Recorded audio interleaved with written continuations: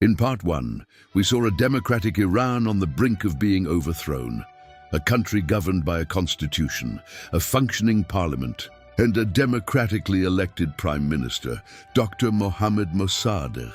We saw how Iran nationalized its oil, challenging foreign control, how outside powers responded with pressure and sanctions, and how, by 1953, Iran stood at a crossroads, its future about to be decided beyond its borders. That story ended on the eve of intervention. This is what followed. In August 1953, Iran's political fate was sealed in secret. A covert operation, planned by British intelligence and the United States, moved into action. Money flowed to street organizers. Military officers were bribed. Newspapers spread disinformation. Chaos was deliberately engineered. On August 19th, Prime Minister Mohammad Mossadegh was arrested. His government collapsed. Supporters were imprisoned or forced underground. Iran's constitutional order was dismantled, not by the people, but by force. Mohammad Reza Shah Pahlavi returned to Iran transformed. No longer a constitutional monarch, he ruled as an absolute king. Parliament was hollowed out, elections were controlled, opposition parties were eliminated. Power now flowed from a single center, the palace. To secure his rule, the Shah created SAVAK in 1957.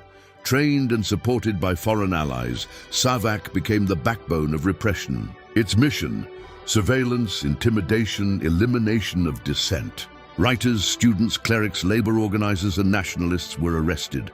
Torture became systematic. Fear became policy. By the 1960s, Iranians adapted. They spoke carefully. They trusted cautiously. They learned silence. Universities were monitored, mosques infiltrated. Homes suspected of dissent were watched.